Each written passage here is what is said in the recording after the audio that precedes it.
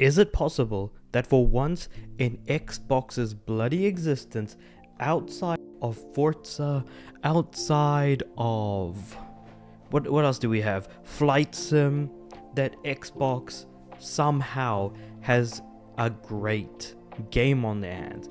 A game that is actually reviewing extremely favorably, of all things.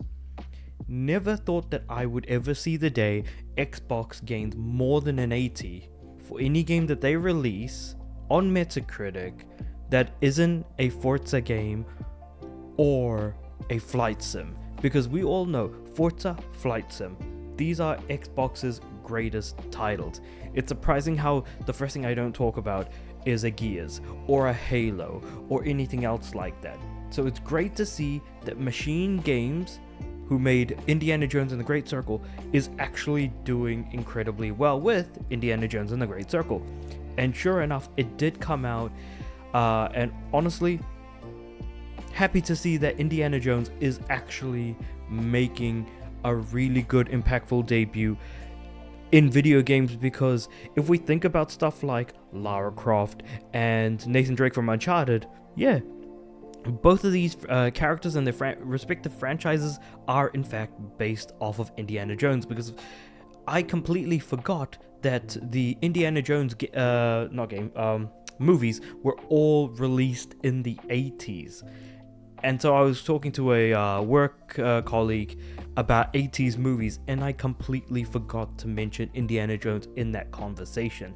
So it's very surprising to realize many of those really great franchises that we did get, especially in the PlayStation Nation, just so happened to be based off of Indiana Jones. So for Indiana Jones to actually receive a game and it do particularly well is a bit of a surprise, to say the least, because I didn't actually expect it to do particularly well, given that Xbox, as of right now, only has a few games under their belt that they've published, which were Hellblade, Call of Duty Black Ops 6, and now Indiana Jones and the Great Circle. Lots of reasons for Xbox to publish games, but not a lot of reasons to specifically buy an Xbox. And what makes the whole thing even better, Indiana Jones and the Great Circle is coming to PS5 sometime in 2025, which is when I'll be playing it, so very much looking forward to that. But it's insane to think about, actually I totally forgot, yeah, the game did have early access. If you did buy the digital deluxe edition or upgrade, if you didn't want to wait and play it on Game Pass otherwise, which of course Xbox is still very much pushing Game Pass even now. But yeah, so pretty much where are we at? I was gonna read a specific area. So starring Indy on an original globe-trotting adventure. Now, before I even start on this particular point, it's worth mentioning, I think the tutorial is actually based off of the original Indiana Jones movie, because I did see some comparison points made between the movie and the game done by Digital Foundry, which I highly do recommend looking up their video, because there are, like, the performance is very good. There's just some minor stutters sort of here and there, but it's not the biggest deal necessarily. It features stealth and combat against rival archaeologists, exploration of ancient ruins and historic sites, and brain-testing puzzles surrounding long-lost artifacts. It's already garnered largely positive reviews, with critics focusing on its immersion and similarity to the films. And I feel like that's kind of one of the things that you can really focus on. Oh, I totally forgot. Stalker 2 also came out this year. Yeah, that's not going to compare. Neither is Hellblade. Flight Sim is just a completely different genre. I'm pretty sure Flight Sim generally tends to get low 90s, high 80s, but I think this year's Flight Sim didn't do particularly well in the critic reviews department, so that's absolutely fair. Indiana Jones has beaten out various other major releases this year to claim the title of highest rated Xbox Game of the Year. In most recent memory, Stalker 2, which came out just a few weeks ago to mixed reviews with a 73 on Metacritic. Although series fans loved the way it captured the original games and the unapologetic difficulty, and oppressive atmosphere, the technical issues were too much for some.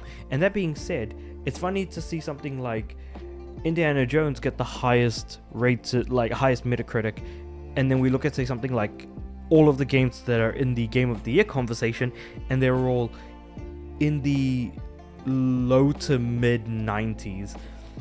So in a way, even if you did have Indiana Jones in the Game of the Year conversations, it would not even compare to what is currently on the docket for Game of the Year at the Game Awards. So in many ways, while it's great to see a great game from Xbox for once, it still doesn't compare to the greatness that we've seen so far this year, notably on the PlayStation side with Astro Bot, which I think scored either a 93 or 94 Metacritic, I can't remember exactly, but it is certainly up there.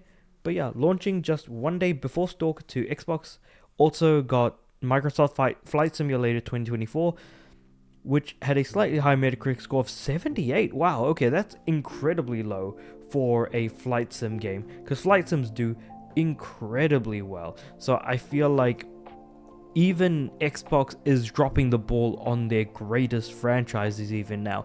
And I feel like the only people they now have is just Turn 10 with the Horizon games at this point. Not Horizon, Forza games, because I was thinking of Forza Horizon, but then I can't forget that there's also Forza Motorsport as well. So as much as I want to praise Indiana Jones for doing something really well, being very much true to its roots with the movies, it still doesn't really spell much greatness for the Xbox brand as a whole, because Xbox has never truly been known for quality. They've only really been known for quantity, and that largely falls under the fact that they're trying to give their games out on Game Pass as opposed to being able to sell them at a boxed price.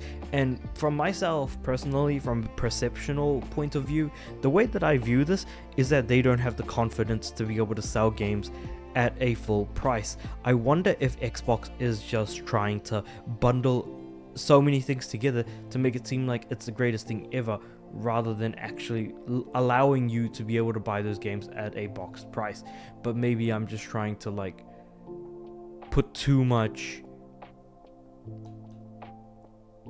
of an argument to like for what we've kind of been seeing with kind of gaming exists the way that it always has, where you just go into a store, you buy a box copy of a game, that's all you get, and that's how it all should be. Like the idea of not having patch culture anymore, not having digital copies of games to worry about, but then when you give away digital copies of games, the lack of ownership and a few other bits and pieces. I feel like I could just keep going on and on about that, but for everything great that Indiana Jones and the Great Circle does, I feel like Xbox does so much more to just disincentivize. I was going to say de-incentivize, but yeah, disincentivize all of those things pretty much as a whole. So let me know what you guys think about all of this in the comments below. What do you think about Xbox's year so far? Do you think that Indiana Jones actually is some light at the end of that tunnel? Or do you think that Xbox is just going to keep screwing things up to a point where it just doesn't feel or seem like they're actually going to be able to, keep things going at a good enough pace to consider them a quality brand in any way, but rather a quantity brand where they can just give you a bunch of everything just because they're not confident in the pricing structure or model of their own games, and that they have to kind of rely on microtransactions to make up for the shortfall in lack of people buying the games. But then again, that's also not to say that the AAA games industry is also suffering because of lack of, creativity, quality games being way too bloody expensive to make, and just an inherent risk factor among other things. Let me know what you guys think about all of this in the comments below. Like the video, like it, subscribe to the channel. I'm aiming for 500 subs by the end of next year, and with all that being said, I do upload every day, so I'll see you guys tomorrow.